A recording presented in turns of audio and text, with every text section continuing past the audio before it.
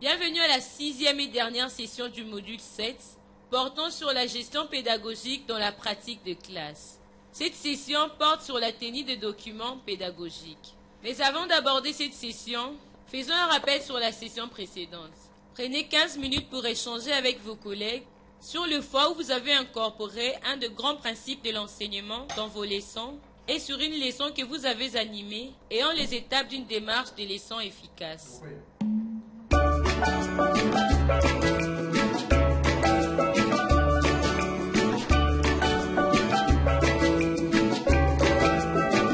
Bienvenue au module 7, session 6, chapitre 2.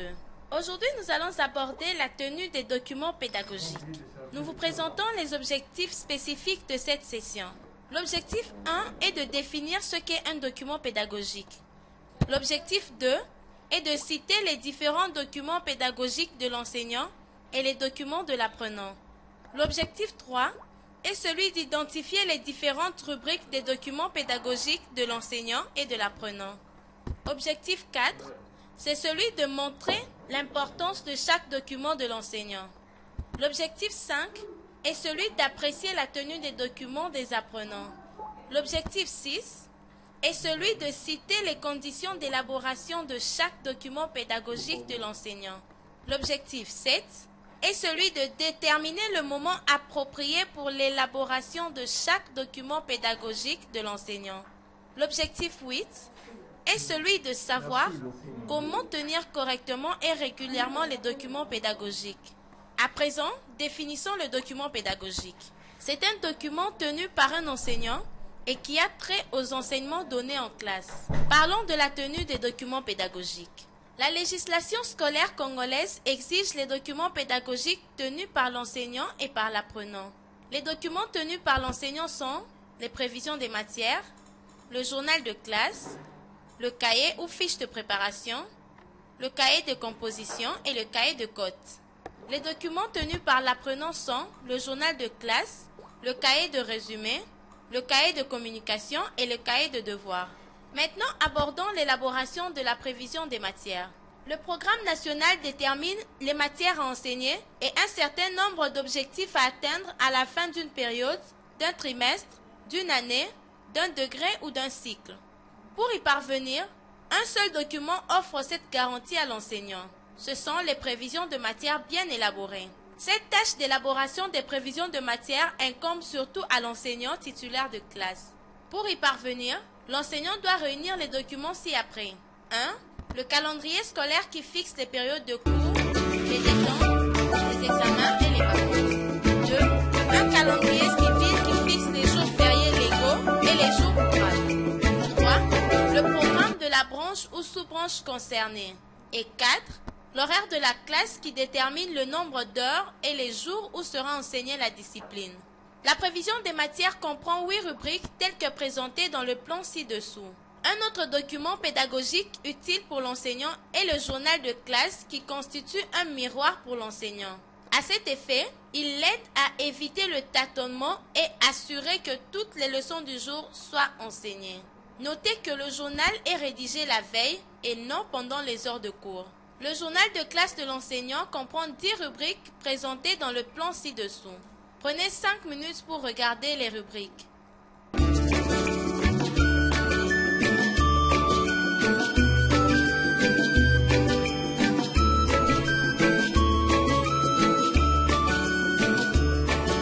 Bienvenue au module 7, session 6, chapitre 3. Passons au cahier de préparation ou fiche de préparation, qui est un document dans lequel l'enseignant écrit avec détail le contenu de la matière à enseigner. Il existe 2 types de préparation de leçons. La préparation détaillée, qui consiste à écrire tout ce qui a trait à la séquence didactique, et la préparation succincte, qui est le journal de classe. Dans la pratique, il est exigé aux enseignants débutants de préparer de manière détaillée toutes les leçons de la journée. Ce nombre sera revu à la baisse par le directeur ou l'inspecteur, jusqu'à 2 au moins dans la mesure où l'enseignant acquiert de l'expérience pour la réussite d'une leçon. Les plans de préparation d'une leçon se présentent de la manière suivante. Prenez 5 minutes pour regarder cette fiche et échanger avec vos collègues sur la préparation que vous avez l'habitude de faire.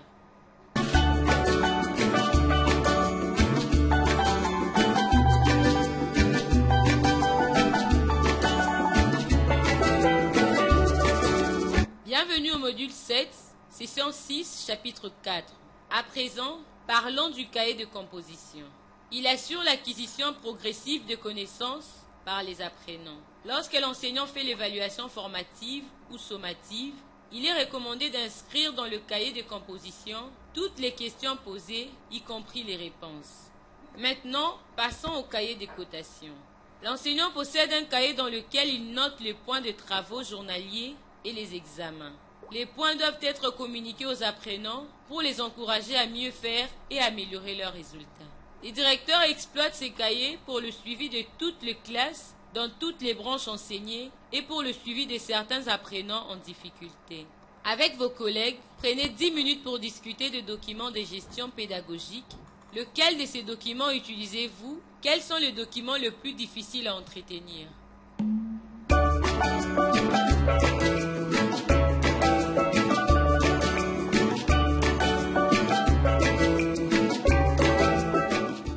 Bienvenue au module 7, session 4, chapitre 5. À présent, parlons des documents de l'apprenant.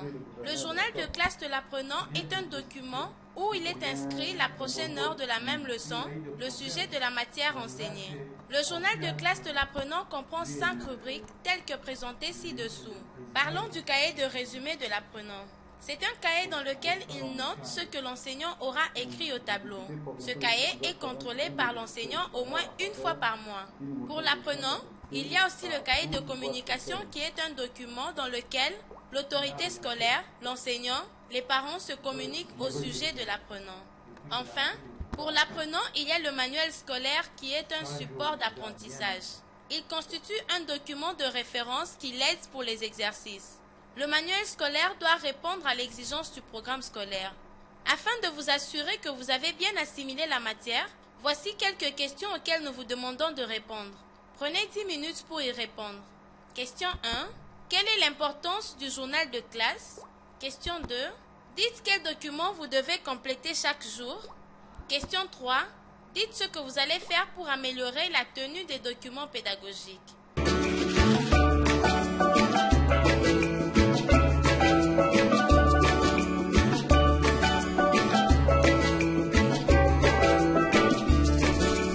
Bienvenue au module 7, session 6, chapitre 6.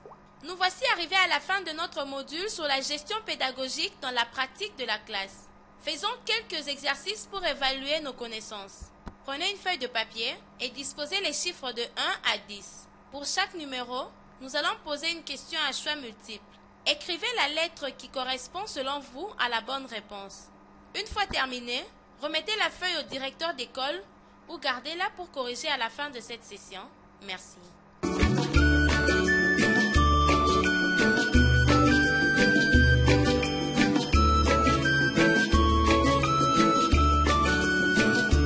Bienvenue au module 7, session 6, chapitre 7. Commençons. Première question. En début de l'année, l'enseignant établit des règles de classe selon un processus. Lequel de ces éléments est la première étape du processus? A. Voter pour les 5 règles les plus importantes. B. Expliquer pourquoi les règles sont nécessaires. C. Remue-ménage de règles qui devraient être en place. D.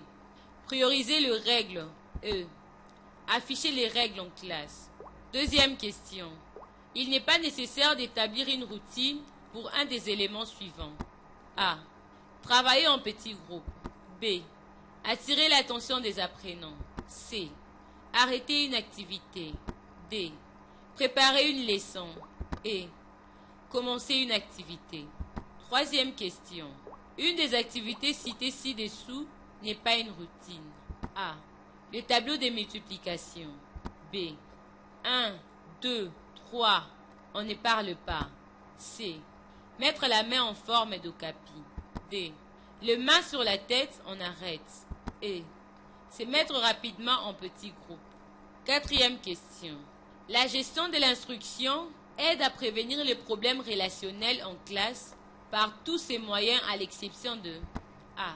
Les règles. B. Une attitude positive. C. De bonnes notes. D.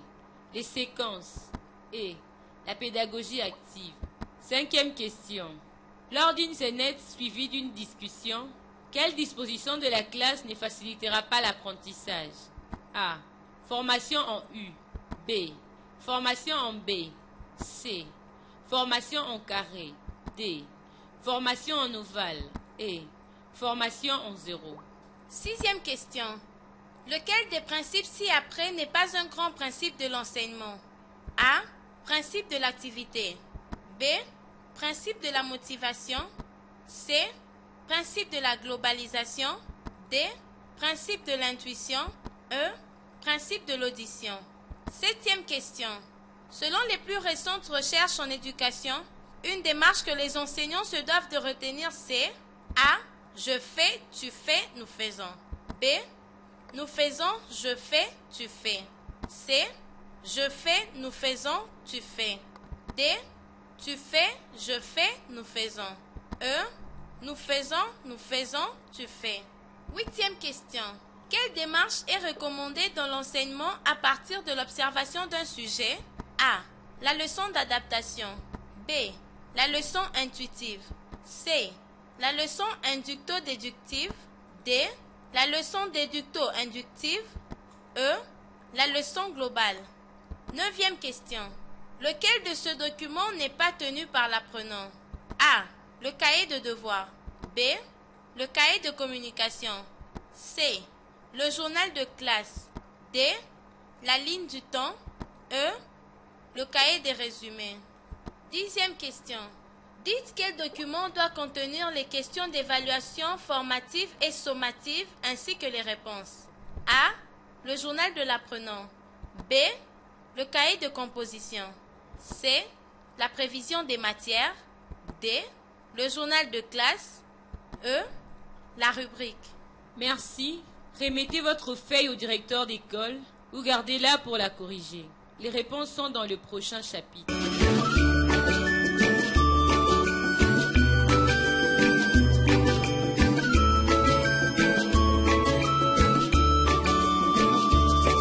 Bienvenue au module 7, session 6, chapitre 8. Prenez votre feuille de réponse du pré-test et votre feuille de réponse du post-test. Corrigez les deux feuilles selon les réponses.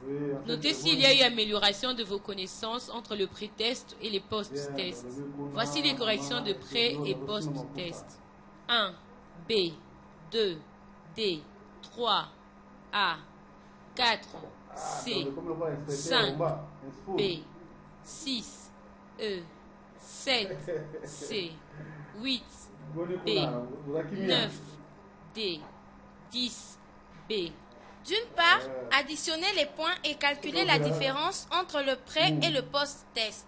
Votre post-test est-il meilleur que votre pré-test? Si oui, bravo. D'autre part, si le total de votre post-test est moins de 5, il faudrait revoir le module.